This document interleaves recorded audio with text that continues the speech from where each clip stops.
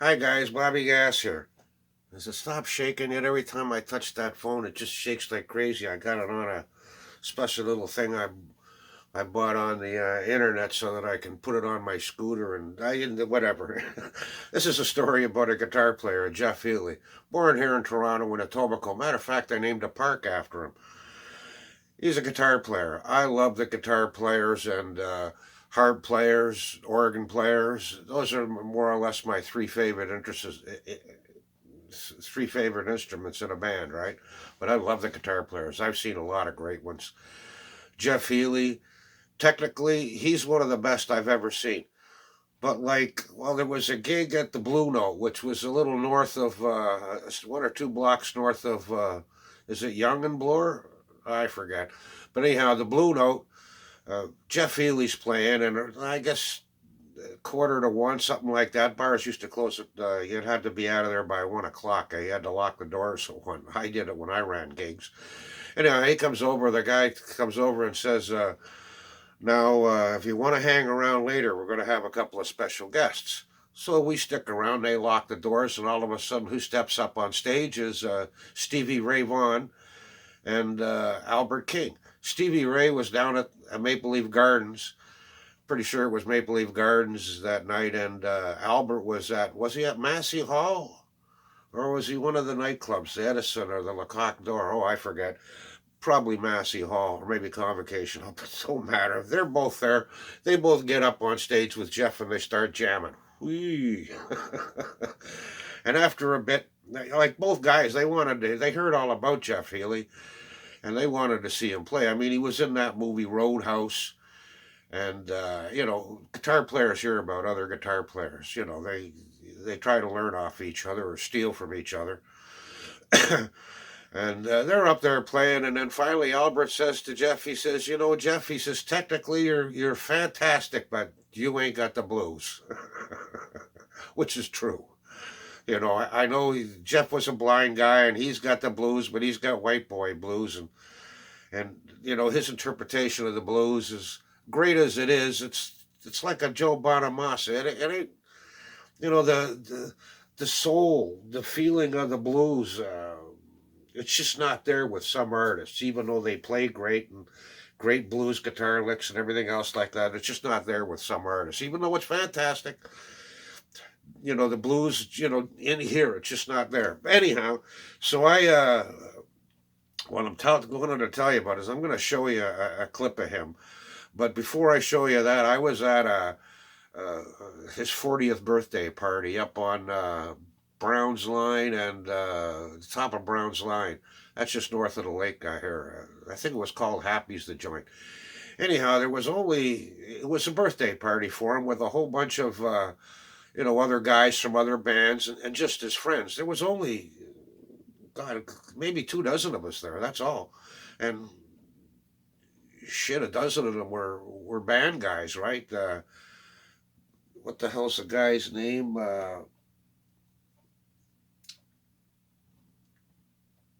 Oh yeah, Jeremy Godbout. He was there. He was a harp player. Wasn't famous then, but now he's a little more famous. I hear him on the radio getting announced and stuff like that at this club or that club. The Bear was there.